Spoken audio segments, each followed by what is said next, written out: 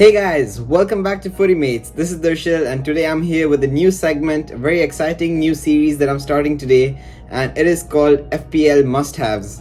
So just to explain a little, every single game week before the game week, a few days earlier, I will release 3 must-have players that you must have before the next game week. And this is mostly for all of those playing FPL or those who want to start playing FPL.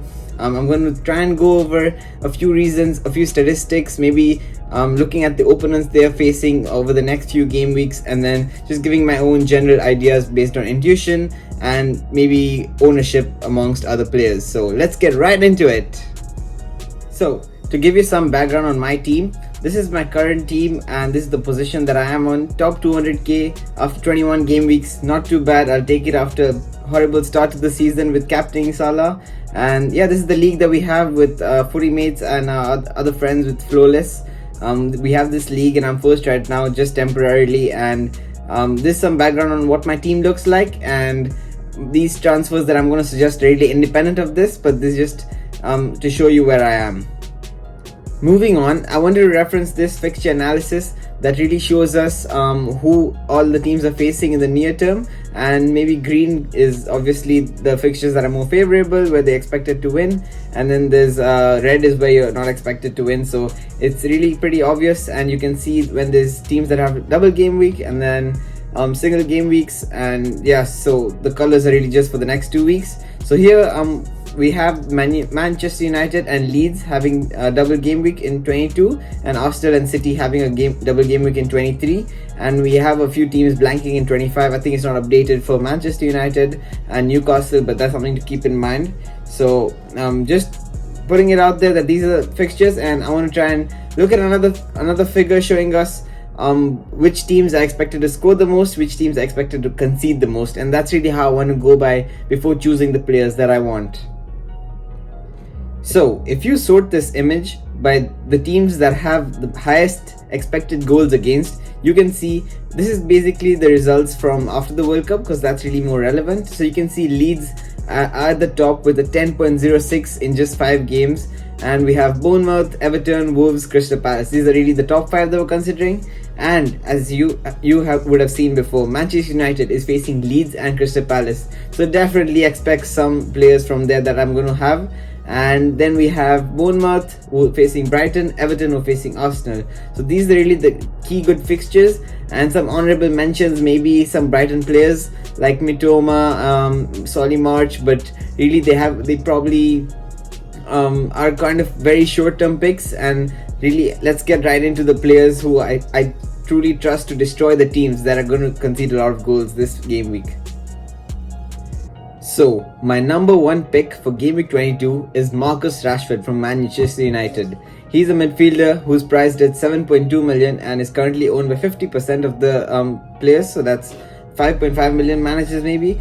And the reasons are already kind of obvious. You know that he's had a wonderful form after the World Cup. He's had XG per 90 of 0.69 and 5 goals, 1 assist. He's really been in form, always pulling through for Manchester United whenever they need goals against the big teams, smaller teams, consistently giving us goals. So he's definitely one of my top picks. I expect him to at least get over 10 points. And that's literally just the base in my opinion, and if those who want to like captain him, triple captain him, definitely go for it. If someone's triple captaining him, you'd compare him to maybe those who triple captain Holland in game week 20 and he just got 8 points, so you already winning there. And that's really one of my go-tos. I'm like 80% sure that I'm triple captaining Rashford this week, and so should you. That's really my opinion. He's been very good on the ball, very good. He even got some 2 assists today in the EFL Cup, so he's been an all-rounded player and no complaints. I think he's proved such good value in that Manchester United team, and out of any midfielder in the game, I think he has the best value for this game week, and he's my number 1 pick. Moving on, my second pick for game week 22 is Eddie Nketiah, and this may be a shock to some of you. You may think, oh, he doesn't have a double game week, but sometimes I think double game weeks may be overrated. In my opinion, Eddie Nketiah is such good form. He just got a 13-pointer in game week 21, and he is projected. He literally has the second highest XG since the World Cup, and only Haaland, of course, has a higher XG. in my opinion, he's a very crucial pick, especially because he has this double game week next week, and he's facing Brentford and Man City, if I'm not wrong. So definitely my second pick. He has a XG of 1.12, and that is incredible. That is XG per 90, and his ownership is only 6.7%, and that is really the big selling factor. He's also 0.5M cheaper than Rashford, but of course Rashford is more of a priority because this is the double game week for him, and Nketiah's is next week. But he's a forward from Arsenal that is consistent. He's going to give you returns at least till game week 26, 27, 28 when Jesus comes back and maybe becomes first choice. But for now, I think he's a must pick. You have to have him. They're going to smash Everton. Everton's been really poor under Lampard, and I don't think they can turn it around very quickly with their new manager. So I definitely think Nketiah is someone to go for. He's already got 3 goals in just 4 games, and I expect him to bang a few more. My third and final pick for today is Bruno Fernandes. I think he's been exceptional recently. He's had an XG per 90 of 0.2 and XA, I guess, assists per 90 0.6. But he's literally, I think, outperformed that. He's got 2 goals and 3 assists, so pretty good results, I think. For we may have overperformed, but still returns are there, and that's really what matters. I know we don't want to be lured by returns and go more by statistics. That's the right way to play it, but you have to look at it. You can't just ignore it. And I must say, he is a bit more expensive than the other two. That's why he's third on my list, because everyone has different teams. He is still a must-have. That's why he's in the video, but he is my third pick because of the price and because the other 2 forwards have so much higher XG, and the statistics are really my factor that has brought me here in FPL at the top of the league. So that's what I'd look for. He's a midfielder, and he may have some more points than Nketiah, but overall I think it's really, you go for your gut.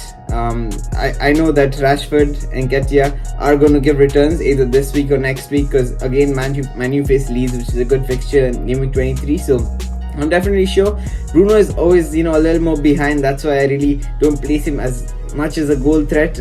Probably much bigger assist threat, of course, but sometimes you'd expect him to blank. Sometimes he may come out strong. In the previous double game weeks, he's come out very strong.